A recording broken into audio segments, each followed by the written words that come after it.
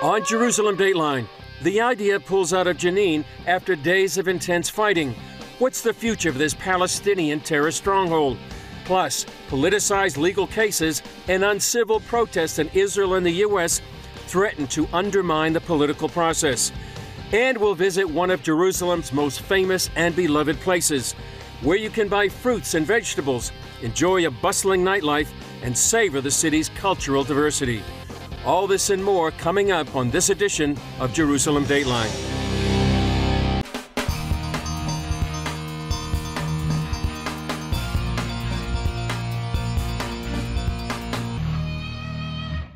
Hello and welcome to this edition of Jerusalem Dateline. I'm Chris Mitchell.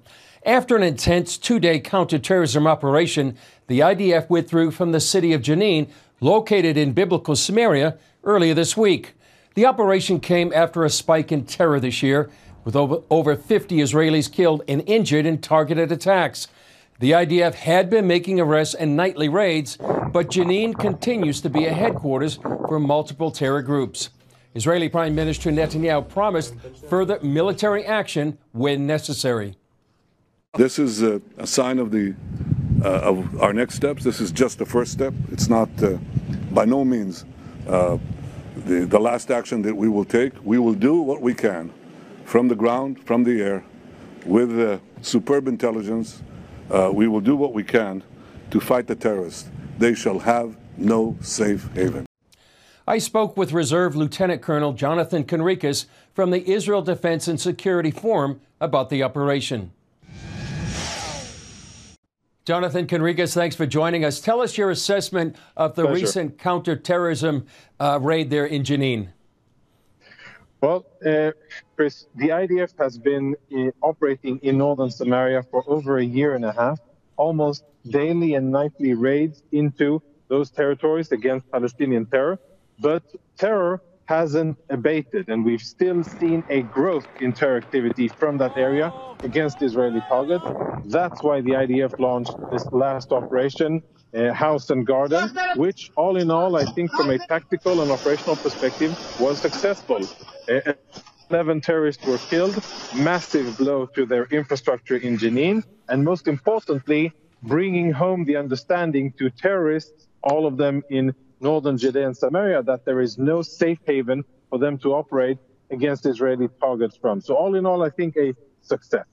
Yeah. Going forward, where do you see this going? Defense Minister Gallant said there may be a possibility of more operations like this. Is that what you see as well?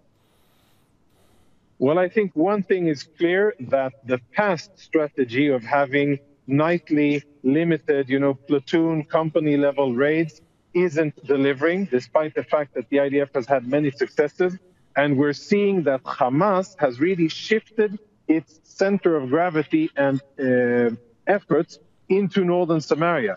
They're keeping Gaza quiet, but they're focusing their efforts on northern Samaria, trying to cause trouble there.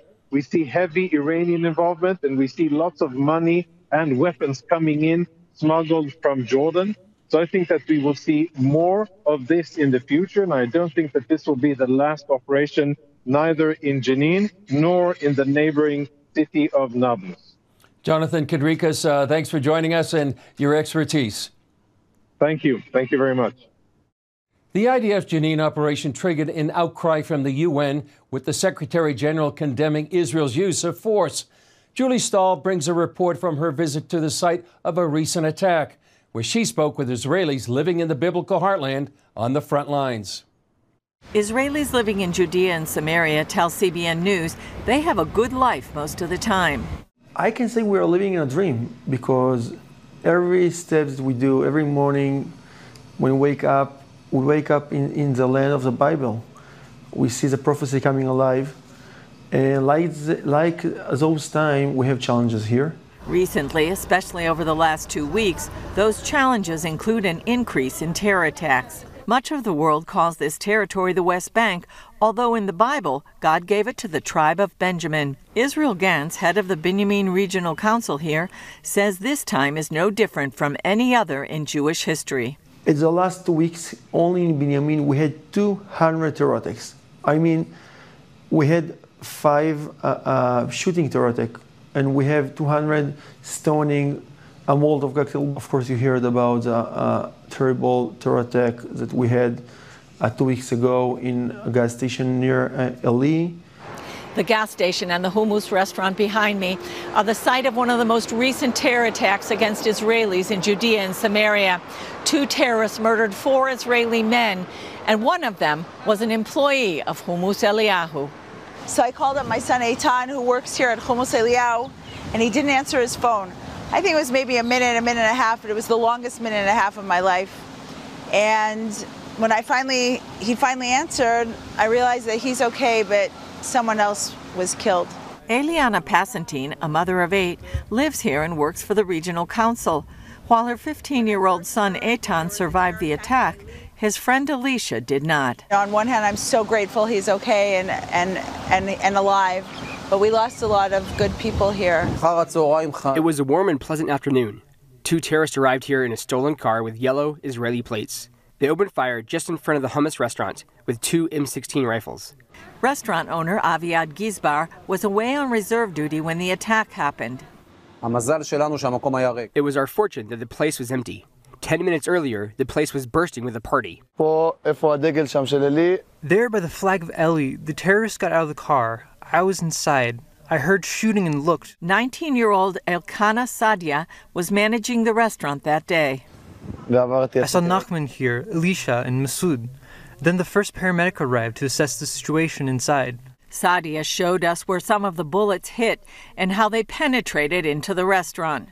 I was standing here behind the counter preparing hummus, so I crouched down here. Gizbar told us there hasn't been a deadly terror attack in the area of Eli for 20 years. It's sad. I'm really sad all the time, but now we have a different task, to try to go forward as much as possible. Gantz believes Israel must never give in to terrorism and supports military operations like the one in Jenin. We have to defeat the terror. For me, the operation in Jenin is only the beginning. I'm sure it will be continuous for this process. He says he can feel the prayers and support of people around the world. And Israel, he says, is fighting the terror battle not only for itself, but to protect the rest of the world. We will be here, we'll deepen our roots, and we will be your ambassadors here in the biblical land. Julie Stahl, Benjamin Region, Samaria.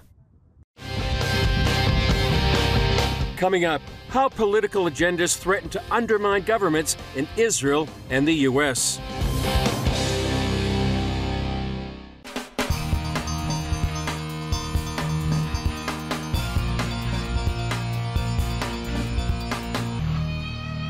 There are new developments in the legal case against Prime Minister Netanyahu. The judges overseeing his corruption trial said the charges would be difficult to prove. They also advised that for the sake of the country, the lawyers should reach a plea agreement. Paul Strand interviewed Middle East analyst John Wagi recently about what may lie ahead. John, what is this years-long legal odyssey to prosecute Netanyahu really all about? Well, it really is all about prosecuting Netanyahu, but that's against a backdrop of politics that's been going on ever since Netanyahu first became a prime minister almost 30 years ago. And basically what it is, this judicial reform that he campaigned on, is something that changes the whole balance of power. And the left is very concerned that with Netanyahu winning election after election, even when he's indicted, that this is going to go on in perpetuity, and now he's got the religious parties joining him. So judicial reform could mean the end of them winning elections in the country. And so they've got to get Netanyahu out. That's the basic thinking there.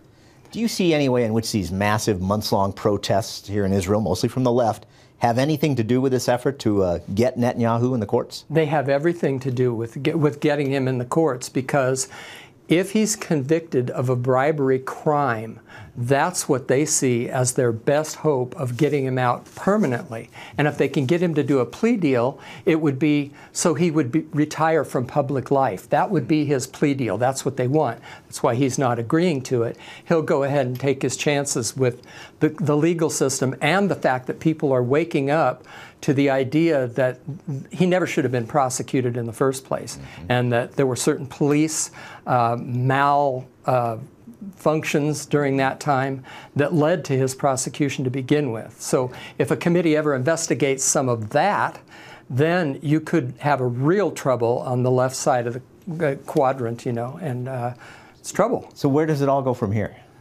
Well, I don't think either side is going to back down. First of all, Netanyahu has 64 people, majority in the Knesset. Secondly, the left is not going to give up on the idea of prosecuting him. They've already said they're not going to. So they're going to push it till the end, hoping against hope that he's convicted of a crime. And they will expect the judges that back them up to say, yes, he is guilty of a crime. So this is where it's going. I think that they're being exposed for really some tactics that they never should have made. And everyone should remember Proverbs 17:15, which says, acquitting the guilty and condemning the innocent, both are detestable to the Lord. That's something for everyone to keep in mind as this goes forward. Well, thanks, John Waggy, CBN News Middle East analyst. And speaking of Netanyahu, I recently spoke with someone else about parallels between Netanyahu and former American President Donald Trump. We're speaking with Lance Wall now, a prophetic analyst. Lance, are you seeing increasingly dangerous parallels between what's happening politically here in Israel and in the U.S.? My most optimistic days for Israel was when Trump was in office and Netanyahu was in office, because I knew with the two of them, you had an unbeatable combination. Then when Trump wasn't in office and Netanyahu was on the ropes constantly, you know what amazes me? The Jerusalem Post, I'm reading a Jerusalem Post article. The whole nation should boycott Netanyahu, remove him from office, yank him from office. Why would you do that? That shows the degree of division you've got. It's just like the United States. We have peace. We have the Abraham Accords with Donald Trump. We have record, low inflation, high employment. We have China behaving itself. We got Russia trying to get on a good relationship with America. And what do? We vilify Trump. We want to put him in jail. We want to get rid of him. We smear him as a criminal, and it's constant conspiracies, and they're all proven to be politically motivated. You've got the same thing going on. It's the parallels are so amazing. Are we seeing a new global balance of power shaping up? Remember Nixon years ago? He knew you have to keep Russia and China kind of at parity. You don't want them ever coming together. So he would do détente with one side, and it would provoke the other side to want to have détente with America. We were always trying to separate them. The Biden administration has figured out a strategy to unite Russia and China together, so that together they could say, well, who are you friends with? Well, I'm friends with Iran. Well, maybe you can help introduce me to your friends. Now we have China brokering a deal between Saudi Arabia and Iran. Now, that's not good for Israel. I guarantee that's not good for the world, because that means that Saudis are going to go a little cool in supporting Israel in the event that there's a hostility between Iran, which wants a nuclear weapon for the purpose of destroying Israel. But then you got Syria coming in. Syria is getting along now with Iran and with Saudi. It's like everybody's unifying because Biden and the State Department, I don't credit it, it's not his fault. It's always his staff that you got to look at. He's getting his directions from the Obama administration. And they are all in on the Ukraine. Do you know what the Ukraine thing is with Russia? Really, I'm not going to try to defend Putin. I'm not trying to defend him. But here's the issue. He's been saying in 20 speeches, the West has lost its rocker. It's off on transgenderism. It's off on gays. It's off on pushing their stinking agenda for environmentalism. They want an empire, beginning with Davos, the World Economic Forum, the European Union. They want a global power that would isolate my aspirations for Russia. Russia has an Orthodox Christian background. It's got a different set of conservative values. We do not embrace the West with its LGBTQ values or even its BLM racism. We actually don't want that in our country. You're exporting it around the world. This is more a cultural civil war between the West and Russia, and now the East. But they all agree on killing economic power. This is the real danger. It's not cultural. People go, oh, you with your Christian values. It comes down to money. Now you've got the American dollar being taken away. Now Saudi Arabia wants to trade with China in yuans. The yuan's a terrible currency. No one really wants to work with the yuan, but they so hate the control of the United States sanctions with money, especially with a woke cultural virus. They hate us twice as much because our woke virus makes us look decadent and depraved, and our use of financial sanctions make us look like a bully owning the bank. Now they're going to dismantle the bank and dismantle the cultural influence of the West at the same time. It's a horrendous thing to watch. All right, well, thank you so much. Lance Wallnow, prophetic analyst. I'm Paul Strand, CBN News, Jerusalem. Up next, we'll take a tour of one of the liveliest places in Jerusalem, and it's bustling.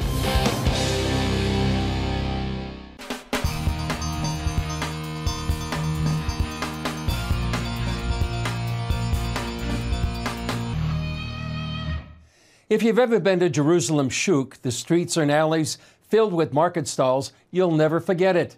It seems like you can find anything you might want. There's something very timeless about it. Here's a wonderful story from a few years ago when Scott Ross and his wife Nedra checked it out. Mahane Yehuda, the camp of Judah, known as the Shuk in Hebrew. It's Jerusalem's most famous market, and like so many other places in the city, there's nothing ordinary about it. Here we are in the city of Jerusalem. Absolutely. About to cross a very well-known, historically known, Jaffa Road. About a mile and a half down the road is the old city's Jaffa Gate. In the late 1800s, a few brave Jews established homes here, a long way from the protection of the city walls. Today you would never even imagine such a thing, but when they moved out of the old city, they were moving to these secured kind of neighborhoods. And that's why the name of the market is called Machane Yehuda. It's named after that neighborhood that was built in 1887. Jaffa Road connects Jerusalem to the Mediterranean seaport at Jaffa, considered by some the oldest harbor in the world.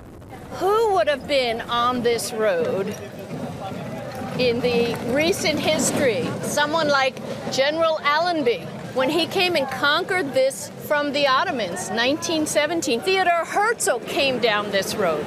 But when we think really old, really ancient, do you realize that the cedars from Lebanon that were imported by David and then Solomon, they had to come from Jaffa into Jerusalem. Now, we don't know exactly the route they took, but this was the main artery. It certainly hasn't disappeared off the face of the earth. It's had a transformation. Now it's a pedestrian mall with a beautiful European light rail going through it. My wife Nedra and I joined Hannah Ben Haim on a walk through the Shuk on a busy Friday as shoppers prepared for the Sabbath. It's Shabbat, and we have to buy challah. Challah is the braided Shabbat bread, and it comes in several different styles. One is sweeter than the other. Do we want it with raisins and sweet, or do we want it without raisins? Okay, we want the tsimukim. And traditionally, you would buy two of them, because on the Friday, when the children of Israel were in the desert, they always had a double portion, right? Let's go find some olives. One spicy olive. That's good and spicy. Of course, the olive is part of the symbol of Israel. Yeah. We have the menorah with the two abbreviated branches from Zechariah 4. Not by might, not by power. But aren't these delicious? They're good. So let's keep going down. Look at, isn't it beautiful? Look at everything. Look at this. And they're organic. Dozens of countries and cultures are represented in the Shuk, brought here by Jews returning to the land from more than 100 countries. An Iranian Jew started a spice shop in Jerusalem in 1953 and later moved here to the Shuk. Today his grandsons still run the shop. All the mixes is the same like the grandfather. Everything I grant here. So 3 generations mixing spices and selling spices here in Jerusalem from Iran. An estimated 200,000 people visit the Shuk each week. Rich and poor, young and old, religious and secular, as well as Jews and Arabs shop in the market. But it's had its share of tragedy, too. Yeah. Well, this is what I came to show you. That says remember, to remember. July 30, 1997. Suicide bombers killed 16 people here and wounded almost 200. Terror attacks in the market virtually destroyed business, so the municipality reinvented the Shuk to make it one of the trendiest places in the city. How are we going to encourage people to come back here? So the new floors and the new ceilings, and even though it doesn't look very brand new to you, and also the openness to so many different other kinds of shops and restaurants, bistros, even nightlife is here. It's obviously been very successful. So you see, all things work together for good. This tragedy brought new life. One religious Jew summed up the Shuk for us. He said, if you want to talk to God, go to the Western Wall. But if you want to see God at work, go to the Shuk, and that's exactly what we saw. Scott Ross at Mahane Yehuda Market in Jerusalem. Still ahead, the Mahane Yehuda Market, known as the Shuk, celebrates a milestone birthday.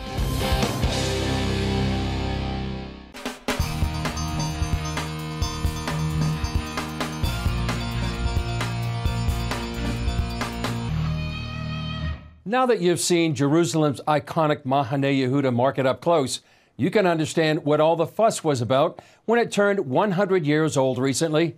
The celebrations went deep into the night. Our social media team brought some video from the party. Enjoy the fun. It was hoppin'.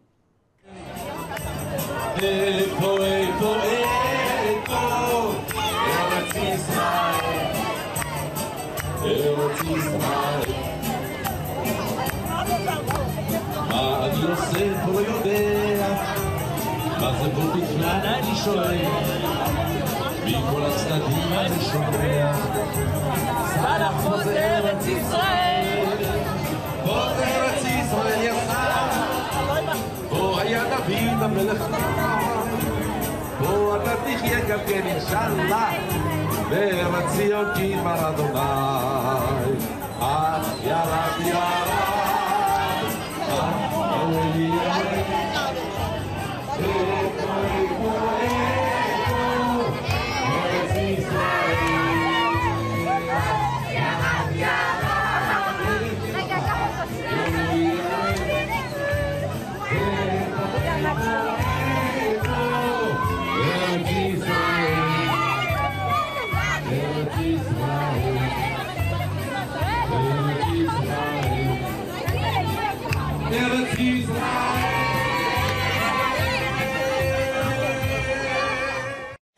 Well, that's all for this edition of Jerusalem Dateline. Thanks for joining us.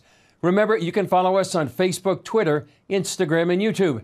And you can also access CBN content through our CBN News and other CBN apps.